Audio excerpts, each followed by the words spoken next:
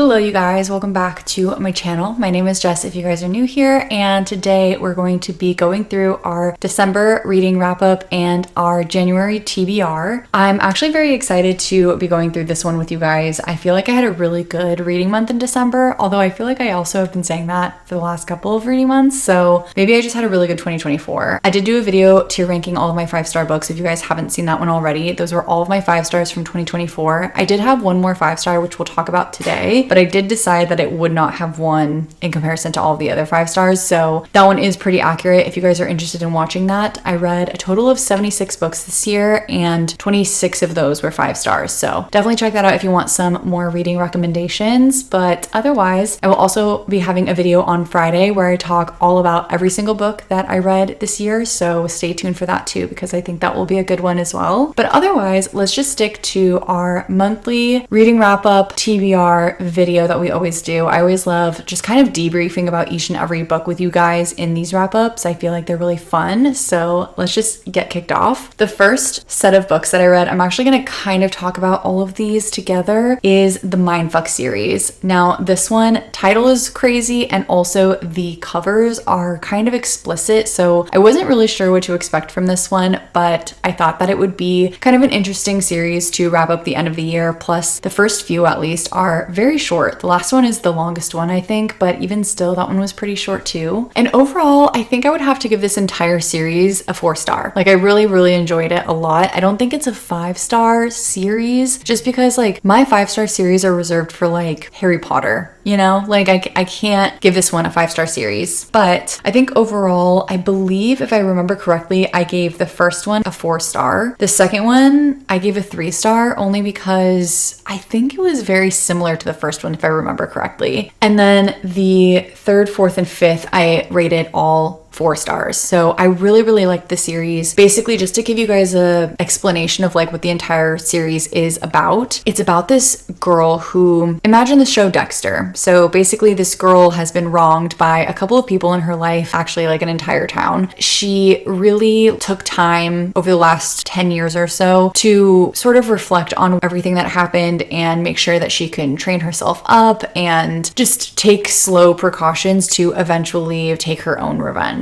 And at the very beginning of this entire series, she meets a FBI agent who she really falls for, and they quickly start a relationship, which obviously makes things sort of problematic because she is a serial murderer and she has a whole list of people that she's looking to murder. So it is interesting again because the covers of this series all look very smutty, like they just kind of look very sexualized, but the book is actually not that smutty. Like there's a few scenes here and there, but other than that, it wasn't too intense in comparison to other books that I've read in the past that personally, it's not really what I enjoy in books or like why I like reading. So I was a little nervous about that just based off of the covers, but I hope that one day they republish these with different covers because that would be nice. Essentially, it just takes you through every single detail of like everything that happens to this person, their backstory, and then like how they try to take their revenge. And it is crazy and mind-blowing, like all of the different ins and outs of what's going on, and the backstory is really intense. And you just like, you continue to learn more with each book, obviously, but just the web of everything, it was a lot. So I really enjoyed this book a lot. This actually ended up being our book club book for the month of December, chosen by one of my friends. And that was mostly because I had also recommended to her like, hey, we should read these at the end of the year just to kind of like wrap up the year, because December tends to be the reading month that I read my fewest books. So having some short books to read is really helpful because you kind of are able to retain more when you're doing all of the other things with your family and stuff like that. And it was honestly a really fun series to read with friends too, just because there were so many, again, like crazy twists and turns that happened throughout the series that I think was really fun to like, as you're reading, talk to your friends about. So I can't obviously go into too much detail, but again, I really loved the twists and turns and all of the like craziness that did happen. I wish there was a little bit more variation, especially at like the beginning of the series, only because I think the first 2 books were like pretty similar, but it was very interesting. And again, I think the twists and turns were great. Overall, I would give this whole series a 4-star, and I do recommend reading it if you guys are interested in it. Again, there's some smutty scenes, but if you guys can get past that, then I think it's a pretty good, fast, quick-paced type of series. Really, really enjoyed that, and that knocked out 5 books in my reading list. So then the next 3 books I actually read as part of a 24-hour reading vlog, if you guys have not already seen that. But the first one in that was Middle of the Night by Riley Sager. I ultimately gave this one 5 stars, and this is the one that I was saying didn't make it to my tier ranking video because I hadn't read it yet by the time I made that video, but I don't think it would have won in comparison to all the other books that I was tier ranking. But this one I was actually very surprised by because I saw the average rating on Goodreads was 3.7, and I think some of you guys also gave it a lower star rating, so I was a little nervous to read this one. I also had just come off the high of reading 5 books in a series, so it's a little hard, especially when you read a larger series, to start learning new characters and everything like that. And it took me a second to get into this book. I think also, again, like the holidays happened and everything, so I just wasn't really in like the reading mood. So at first I wasn't sure if it was me or if it was the book. I knew going into this book that it was going to have some supernatural type elements in the book, so I already had the expectation going into it, which I think was helpful for me to be able to rate it a higher rating, because I think that's like one of the things that people don't really like about Riley Sager's books, or those that have any kind of like supernatural element in them. Basically what this book is about is this man who, when he was a boy 30 years prior, he went to go have like a sleepover in his tent in his backyard with one of his best friends, and he woke up and his best friend was missing, and they never found out what happened to him. He was presumed dead, but they weren't actually sure if he was. And basically he went on with his life for the next 30 years just like not sure what happened to his friend, and it was really eating at him. And you learn so much about our main character. There's so many things in his personal life that he's dealing with, and I think that really helps add to the story. Eventually you're getting tossed between different timelines, so when you're in the present timeline, you're also learning that he's back in his hometown where his friend disappeared. He's living in the same house, and he's kind of sensing that his friend is near, and he's not sure what that means. He doesn't know if that means that he's like physically near or if he's experiencing something supernatural. So right from the get-go, you're experiencing supernatural things. The unfolding of like all of the secrets and what happened the day prior to his friend disappearing was very interesting to me. I also thought it was interesting that what I personally don't like in like supernatural type books is when there is a book that is very normal. It seems like it's kind of like a murder mystery type book, and then the plot twist is that it's something sinister that's supernatural. But what I don't mind is when we start the book supernatural and we go in and we like discover real things, and I think that's sort of the take that this book had, and I really enjoyed that a lot. I think it was cool to see us go through this transition into like our main character thinking that he was experiencing something supernatural, and maybe he was, but then adding in regular elements of like true life, like the reality of the world into it, so that there could be like real world explanations as to what was happening, as well as a little bit of supernatural sprinkled in. And I think that was a really fun, cool way that Riley Sager like made everything happen together. So personally, I gave this one 5 stars. I think it was so cool. I think it was really well done. I liked it a lot, honestly. So 5 stars for me. The next one that I read was The Boyfriend by Frida McFadden, and I gave this one 4 stars. I really wanted to read this one because I knew, well, first of all, it's been on my list for a while, but I also know that Frida never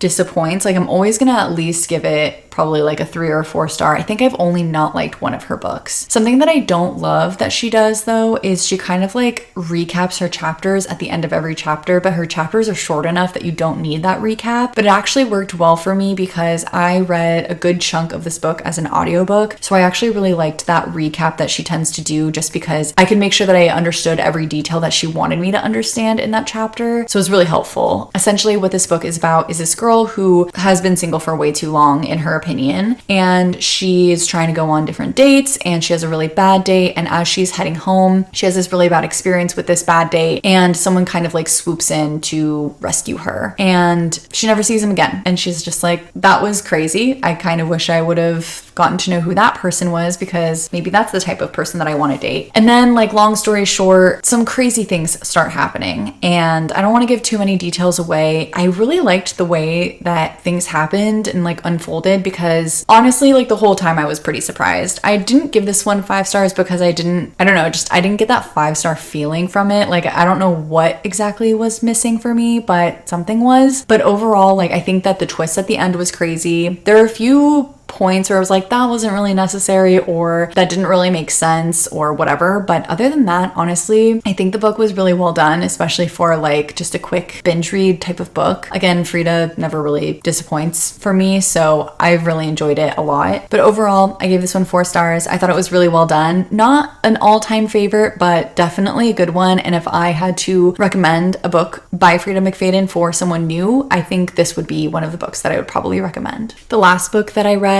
in this month was The Housemaid's Wedding, which is a novella in the Housemaid series, which is also by Frida McFadden, and I ended up giving this one 3 stars. I was very tempted to actually give this one 2 stars, which I feel really bad about, but basically I just didn't really feel like it needed to be part of the story, which I feel bad saying, but I don't know. I gave it 3 stars because I think some people really wanted this part of the story, but I just personally, I didn't feel like it was necessary. Basically, if you guys don't already know the Housemaid series, it's a book or series by Frida McFadden where there's this housemaid, her name is Millie, and she goes to be a housemaid for this family, and things are just weird and crazy and I don't know, just wild. I don't want to give too much away, but basically that's what it's about. And eventually Millie does get married, and you learn that between books 2 and 3. This novella can either be read after the second book or after the third book, and there's a total of 3 books plus the novella in the series. Because I'd already read all of the books, I obviously read it after book 3. I just didn't feel like it was necessary. It was essentially just about the wedding day, and there was one kind of sinister, creepy thing happening, but that didn't really go anywhere. And then it was effectively like just about Millie and her relationship with her parents, and eventually her getting married to someone else, like another main character in the series. And I don't know, I just didn't think it was necessary at all. So I did give it 3 stars. I don't know, like, the more I think about it, maybe it does deserve to be a 2, which I feel really bad saying, but I don't know. I think there's like been this joke that Frida McFadden will churn out books like crazy, and some of them are just like fine, but we all read them because they're going to capture our attention, and that's kind of how this one was. But it did get me through my 24-hour reading vlog, which was really nice, so that did help. So those are the books that I read. I read a total of 8 books in December, which is honestly pretty good for December, because like I was telling you guys, I think December tends to be like my worst reading month, like always, so I feel like I did a pretty good job. And now on to the January TBR. I actually wrote this over in my new book journal that I've been working on. So I did not make it too fancy, sadly, but it is here, and I'm going to like slowly color things in as I read them. But I am working on a video for you guys, so I curated my January TBR based upon that video. I'm actually very excited for all of these books too, because I think these are all books that I've been wanting to read or that have been on my list for a little while now, so very excited for that. And I'll talk more about, I have a full 2025 list of books that I want to read, so I will talk more about that in the next video too. But for January, my books that I want to read are Beartown by Frederick Bachman. This one, from what I understand, is just kind of like about a town that loves hockey, and I don't really know much else about it, but I know that the town really loves hockey. The next one is The Ministry of Time, and from what I understand, truthfully, I haven't read like most synopses for these books, but I know enough about them from like other book reviewers. So from what I understand, this one is kind of like genre bending and kind of like makes you introspective. So that one sounded really interesting. The next one sounded kind of like more on the whimsical side. It's The Unmaking of June Farrow. I'm interested in that one. I don't know a ton, but I think this one's more fantasy driven, so that one will be really fun. Another fantasy, Dance of Thieves. Again, don't know anything about this one. I just know that I have heard so much about it online that I think it's finally time for me to read it. And then the last one that I never got to in December, I really wanted to read another Kristen Hanna, so I'm going to try to read The Great Alone in January. So that's my full TBR. I know The Great Alone is about a family who moves to Alaska, I believe, and it's just like their time moving to Alaska and just like the struggle that they as a family go through, which sounds really intriguing to me. And I just love all of Kristen Hanna's books that I have read so far, so I'm excited to read another one because I feel like they always make me really emotional. But those are all of the books that we read in December and all the books that we're planning to read in January. I would love to know what books you guys read in December or what you're planning on reading in the new year. And again, I'll have another video all about all of the books that I read this year as well as what I'm planning to read in 2025. That will be with you guys on Friday, so make sure to check that out too. That's all I have for you guys today, so thank you guys so much for watching and being here, and I'm really excited for 2025 together, and I will see you guys in the next one. Bye guys.